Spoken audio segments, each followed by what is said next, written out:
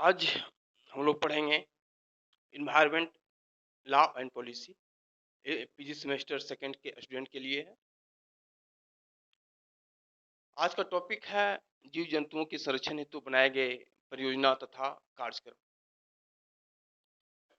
जैव विविधता का तात्पर्य हम लोग देखेंगे, इसका अर्थ क्या होता है। जैव विविधता का तात्पर्य पृथ्वी की वैश्विक, क्षेत्रीय और स्थानीय पारिस्थितिक प्रणालियों में वनस्पति और जंतु प्रजातियों की प्रचुर विविधता से है। रियो डी जेनेरो में हुए संयुक्त राष्ट्र पृथ्वी सम्मेलन में जैव विविधता की परिभाषा में कहा गया है कि इसमें भूमि की समुद्री तथा अन्य जलीय पारिस्थितिक प्रणालियों तथा अपारिस्थितिक प्रणालियां जिनका हिस्सा है, उन पारिस्थितिकीय संकुलों सहित सभी सजीव प्रणालियों की विविधता शामिल है। भारत जैव विविधता संरक्षण तथा वन जीव के प्रबंधन से संबंधित कई प्रमुख अंतर्राष्ट्रीय सम्मेलनों का हस्ताक्षरी रहा है।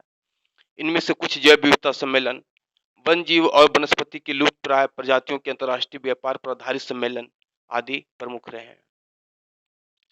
भारत दुनिया के 17 विशाल विविधतापूर्ण देशों में से एक है, लेकिन कई पौधे और जानवरों पर विलुप्त होने का खतरा मंडरा रहा है। जैव विविधता पर खतरे और अनुविलुप्त प्राय पौधों तथा पशु प्रजातियों की रक्षा करने के लिए भारत सरकार द्वारा कई कदम, कानून तथा नीतिगत कार्यक्रमों को अपनाया गया है।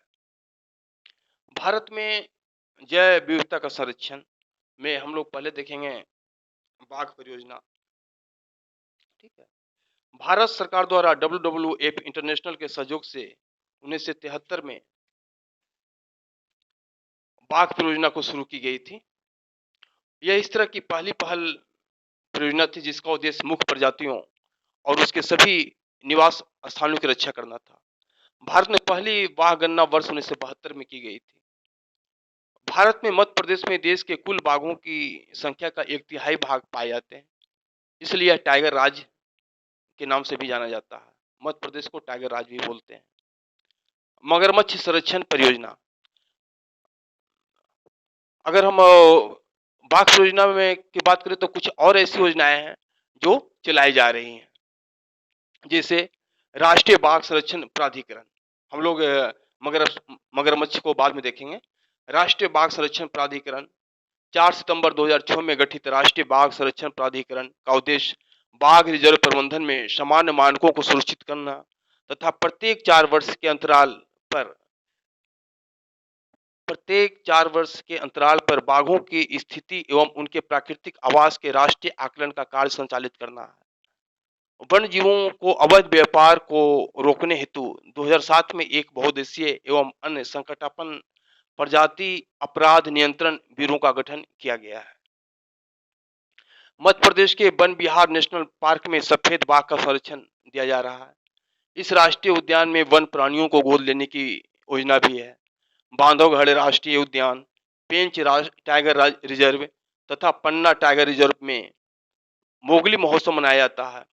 वर्ष 2001 में भारत सरकार द्वारा बाघ वर्ष के रूप में मनाया गया था।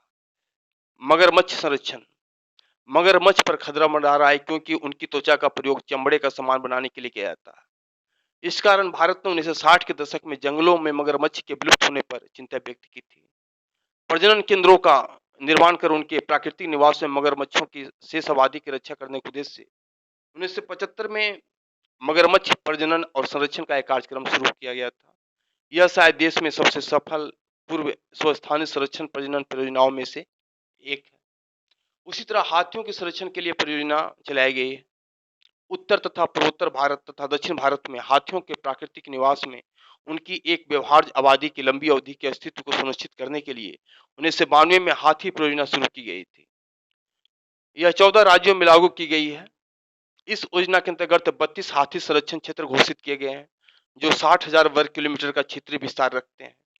इनमें प्रमुख है शिवालिक और राजाजी पार्क जो उत्तराखंड में अवस्थित है, काजीरंगा असम, देवमाली अरुणाचल प्रदेश, मैसूर कर्नाटक, अन्नमलाई परम्बिकुलम तमिलनाडु, पेरियार अनायमुड़ी व शांत घाटी केरल, रेयाला आंध्र प्रदेश, लेम्ब्रू और बादलखोंड छत्तीसगढ़, बैतरनी तथा महानदी प्रमुख है जहां ये हाथी परियोजना के लिए कार्य शुरू किया गया है हाथियों के संरक्षण के लिए।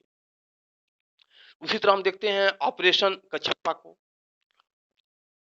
यानी ऑपरेशन कछुओं का संरक्षण। उड़ीसा तट के गहीरमाथा और अन्य 2 स्थानों पर प्रतिवर्ष दिसंबर और अप्रैल के बीच बड़े पैमाने पर निवास करने के लिए हजारों की संख्या में ओलिव रिडले कछुए एकत्र होते थे। यह दुनिया में ओलिव रिडले कछुओं के लिए निवास का सबसे बड़ा स्थान था। 1999 में मार्च के अंत तक यह अनुमान लगाया गया था कि हीरमाथा समुद्री तट पर लगभग 2 लाख कछुए रहते हैं। समुद्री जीव विज्ञानियों का मानना है कि वास्तव में प्रति 1000 अंडों में से केवल एक ही परिपक्व हो पाता है। इन निवास स्थानों पर गंभीर खतरा मंडरा रहा है। छोटी निवास स्थल, इनके नजदीक सड़कों और भवनों का निर्माण और अन्य बुनियादी सुविधाओं के विकास की परियोजनाएं निवास स्थानों में बाधा पैदा कर रही हैं। जालदार जहाजों द्वारा मछली पकड़ना कछुओं के लिए एक बड़ी चुनौती है। 1974 में इस समुद्र तट की खोज के बाद इसे एक अभयारण्य भीतर कनायका के रूप में अधिसूचित किया गया था और इसे शिकार के लिए बंद कर दिया गया था। बड़े मछुआरों द्वारा मछली पकड़ने से कछुओं के लिए पैदा हुए खतरे को भांपते हुए 1982 में उड़ीसा समुद्री मत्स्य नियमन अधिनियम पारित किया गया था। यह अधिनियम राज्य भर में समुद्र तट से 10 किलोमीटर के भीतर मछली पकड़ने की अनुमति नहीं देता है और सभी मछुआरों के लिए ट्रॉलर एक्सक्लूडर डिवाइसेज का उपयोग करना अनिवार्य कर दिया गया है। 2001 में उड़ीसा की राज्य सरकार ने समुद्र तट से 20 किलोमीटर की दूरी के 5 महीने के 20 किलोमीटर की दूरी के अंदर तक 5 महीने की अवधि जनवरी से मई के बीच मछली नहीं पकड़ने का मौसम घोषित कर दिया है और ये उसकी प्रोडक्टिविटी पीरियड होती है। उपयुक्त कदमों के अलावा कई स्थानीय गैर सरकारी संगठनों की भागीदारी के अलावा के साथ साथ भारतीय वन जीव संरक्षण सोसाइटी, दिल्ली और उड़ीसा के वन जीव सोसाइटी द्वारा ऑपरेशन कछप्पा को संचालित किया जा रहा है। उड़ीसा वन विभाग, WIA देहरादून तथा तटरक्षक बल भी इस परियोजना में शामिल है।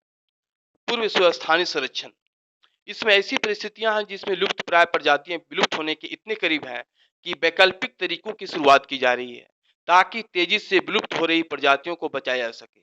इस रणनीति को पूर्व स्थानीय संरक्षण के रूप में जाना जाता है।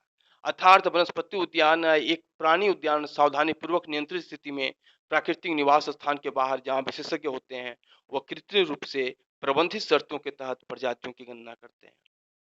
एक जीन बैंक में अपने रोगाणु जीवाणु के संरक्षण द्वारा एक पादप का संरक्षण करता है जो इसका दूसरा रूप भी है ताकि जरूरत पड़ने पर भविष्य में इसका प्रयोग किया जा सके। मगरमच्छ की सभी 3 प्रजातियों के लिए भारत में सफलतापूर्वक पूर्व स्थानीय संरक्षण कार्यक्रम को पूरा किया गया है जो बेहद सफल रहा। डॉल्फिन का संरक्षण, नदी पारिस्थितिकी तंत्र में जंगल के बाघ के समान शीर्ष पर विद्यमान होने के कारण स्तनधारी जीव डॉल्फिन का संरक्षण आवश्यक है। नदी आहार श्रृंखला में डॉल्फिन की महत्वपूर्ण भूमिका होती है। यह हानिकारक कीड़ों मकोड़ों को भी खाती है।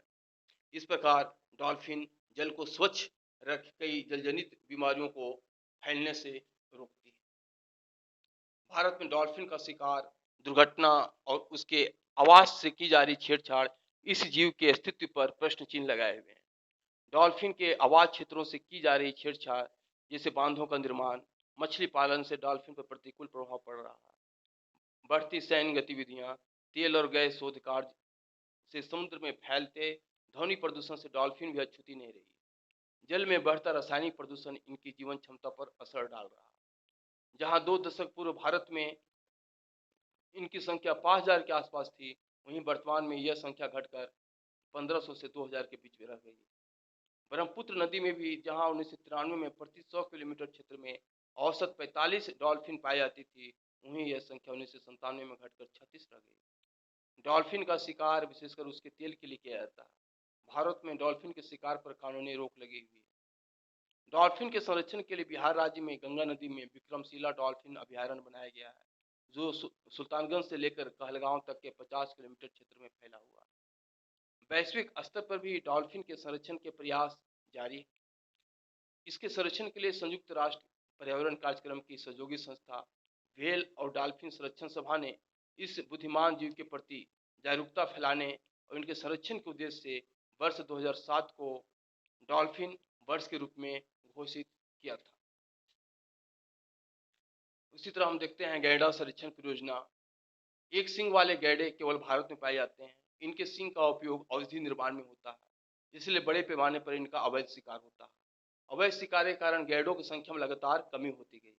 इनकी कम होती संख्या के कारण इनके संरक्षण के लिए वर्ष 1987 में गैंडा परियोजना प्रारंभ की गई। गैंडा के लिए असम के मानस अभ्यारण्य व काजीरंगा उद्यान तथा पश्चिम बंगाल का जालदापारा अभ्यारण्य गैंडों की प्रमुख शरण स्थली है। इंडियन रीनो विजन 2020 अंतर्राष्ट्रीय राइनो फाउंडेशन के सहयोग से असम वन विभाग तथा बोडो स्वायत्त परिषद ने 28 मार्च 2014 को भारतीय गैंडा दृष्टिकोण 2020 आरंभ किया।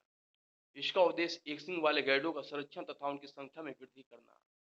वर्ष 2020 तक गैंडों की संख्या को 3000 करना इसका लक्ष्य है। विश्व में एक सींग वाले गैंडों की कुल आबादी के लगभग 85% भारत में है तथा इसमें भी 75% संख्या असम में है। लगभग 2400 में से 23 से 29 गैंडा असम के काजीरंगा नेशनल पार्क में। तो हम इस तरह देखते हैं कि किस तरह हाथियों, बाघों, डॉल्फिन, मगरमच्छ तथा अन्य प्रजातियों के संरक्षण के प्रयास किए जा रहे हैं। कुछ ऐसी प्रजातियां हैं भारत में जो विलुप्त होने की कगार पर है और ये प्रयास किया जा रहा है कि उनका संरक्षण किया जा सके। Thank you.